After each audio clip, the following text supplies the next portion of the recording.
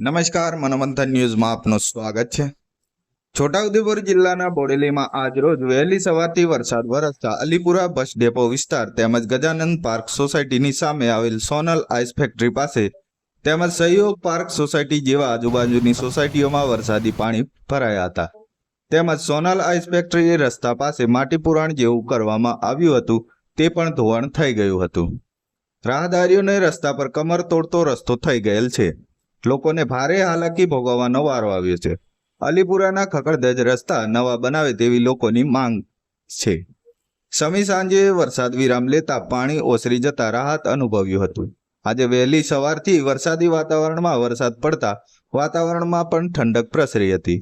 મનોમંથન news, Charan SV, Bodeli.